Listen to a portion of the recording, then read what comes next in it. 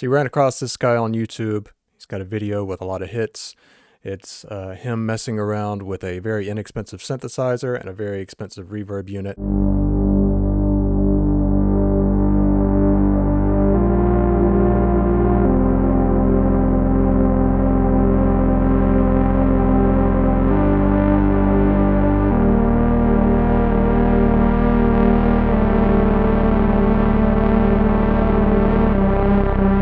And it sounds pretty good. So then you take that same principle, you start to apply it to your own mixes, maybe a mix with more elements, and you think, wow, this sounds like my mix figuratively swallowed its own tongue, drowned on its own saliva while hitting itself in the crotch with a bag of wet quicksand.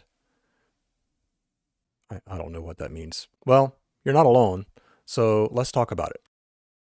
Yes, it is true that a reverb, whether natural or artificial, can give a sense of natural space to a sound and really mask a lot of its flaws. You know, that's what it does. It kind of rounds out the edges of the sound and can cover up a lot of imperfections. Of course, with synthesizers, which, as you can see, I'm a fan of, we use it to give it kind of a sense of it being a natural acoustic instrument, right? Because the sounds that come out of these things are just pure, raw waveforms, generally speaking. So typically they need some kind of movement, some kind of sense of space to make them sound more interesting. The problem is when you get into a mix with a lot of elements, and then it becomes a bit of a problem because it becomes a battle of frequencies at that point. So just like when you have two elements within the mix, like two synthesizer parts that are competing for the same frequency space, when you start stacking reverbs on top of each other and having maybe a reverb on every track, which I know none of us have ever done that, well, then you end up with a lot of those same issues. Frequencies competing against each other, often in a range that is conducive to muddiness. So first I want to talk about how reverb relates to an acoustic instrument. I'm a classically trained organist. I play a rather large pipe organ every week as part of my day job. So the organ is an example of an instrument where the reverb of the space that it's in is incredibly important. In fact, they're really one and the same. The instrument is part of the space, and the space is part of the instrument. So just like you can have a very acoustic church with a pipe organ which has many different stops, which can kind of simulate many different instruments, or you can bring more instruments or voices into the same sanctuary or, performance space. Could apply to a concert hall. All of those then become part of the same reverb. What you don't have is every violin or every cello in a string orchestra bringing its own reverb or its own tiny room and all playing together in a tiny room and then adding all of that up to make, your reverb sound. What you have is many elements in one reverb. So how can we apply this natural acoustic principle to our mixes and our productions? Well, reverb sends. So essentially, if you have one space with many elements within that space, you're fine because you don't have all of that messy buildup that comes from having several spaces with several elements, right? So think about an orchestra and how every player does not bring their own individual tiny room, and then it all adds up to be the cumulative reverb. It would be kind of a mess. I am incredibly guilty of just slapping a reverb on every channel in my DAW or whatever. If you look back through my old mixes, which I'm not going to do to you today, you will find many instances of that happening, and you will also find me pulling my hair out about why my mix sounds so muddy when we get to the final stage, because I have too many elements with too many reverbs. As soon as I started using sends, everything cleaned up almost instantly. And then also I learned that, there are things that you can do to make it even cleaner by affecting the send channel. So why can you use reverb on inserts if you shouldn't? Well, it's not that you shouldn't ever use reverb on an insert. It depends on how you're using your reverb and what you want your reverb to accomplish. The way I like to think of it is, if the reverb is my space, like my virtual space, like I was talking about with the church in which the organ sits or the other instruments, the orchestra, whatever. If the reverb is my main space, then sends or if I'm using it as a place to put several elements on a send, for sure. So I want to take a look really quickly at a real world example here that I just did very hastily about 5 minutes ago. So these are some samples that I recorded of the organ at my church, as well as my upright piano, which is 2 floors below me right now. I decided not to bring it up for today's video. I have a very simple loop. Starts out with the organ. We'll hear it dry first.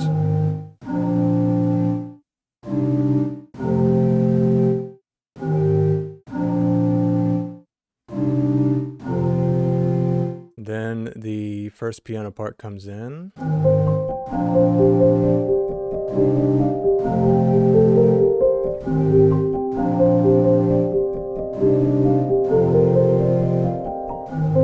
Second piano part.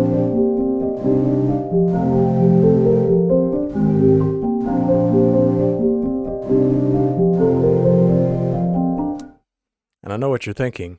Wow, that was boring. So just like any good ambient musician, we have a reverb on every one of these channels. So let me fire those up real quick and we'll see what we're working with now.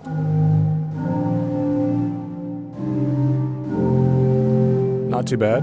One element. Okay, I think we're in good shape here.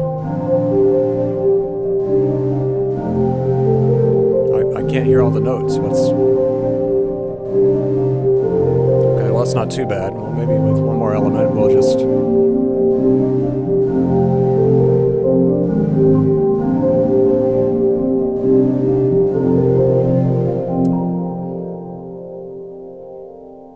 I think I just made some sort of soup rather than a track. So you get my point. It's very muddy. You can't even hear the notes anymore. There's so much frequency cancellation happening. I'm just going to turn those off now. All of them off. By the way, each one of those vintage verbs was only mixed in at 50%. So yeah, not even fully wet, and it sounded like a mess. So I'm just going to turn all of those off. As you can see, we don't have anything going on now. And I have here on my handy Reverb Send channel a instance of Valhalla Vintage Verb with the mix at 100 because obviously the dry signal is still coming through when you use a Reverb Send. This is just going to turn up the wet signal, which is going to run in parallel. So we still get more dry signal, and we also have a fully wet channel running in parallel to it that we can then EQ, compress, whatever we want to do. Some sidechain stuff that we'll talk about in just a minute. But let's just see what difference that makes. I'm going to put all of these, they're in a group channel together, and I'm going to run all of them at like, I don't know, -4 dB. And we'll see what this sounds like on a reverb send. Just one reverb, all of these elements running into the same space.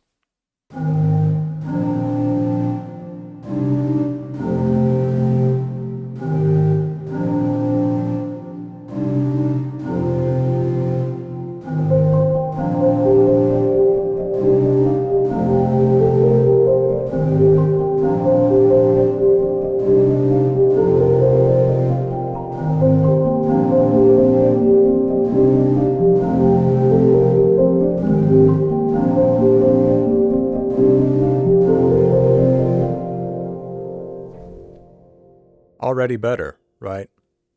Already that has cleaned things up quite a bit. So I'm pretty happy with that. What else could we do to make this even cleaner? Well, we could shape it. Now, if you'll notice, if I go to my vintage verb here, you'll notice that it has EQ controls right here on the unit.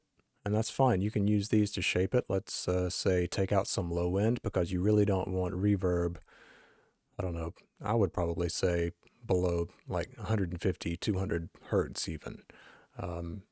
Just to clean things up even more in the low range because that tends to be a trouble spot in our mixes anyway. One thing that I really love to do, I'm going to switch actually. I have an instance of black hole here. So I'm going to dial up some black hole on this organ part. And I'm going to put a track spacer, which basically is like sidechain compression, but with EQ instead of compression, if that makes sense. Compressor turns down the volume. This turns down certain frequencies.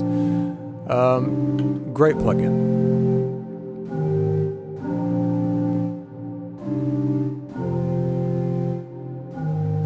So now you hear, when the organ is playing, it knocks the reverb out of the way so it's more clear.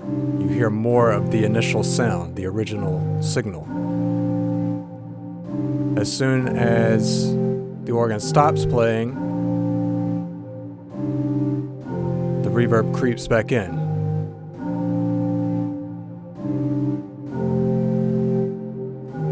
So you get that sense of space without everything happening all at once, and the frequencies of the reverb, which are still holding over from the previous chord, now interfering with the new chord that's been played, and also with the new reverb that's happening. So yeah, there's a lot of conflicts that can happen, and that's why reverb can sound so messy so quickly if you're not careful. Another thing you can do, since you've got your reverb right here on a separate channel in a send in your DAW, is you can put other plugins after it to affect it. So sometimes I like to use like distortion plugins on my reverb channels just to bring out a little bit more flavor. You could also put, say, if your reverb doesn't have a built-in EQ, or if you wanted to have even more control over it, we could absolutely put an EQ afterwards and then just chop off everything like that we don't need. And if there's a buildup spot,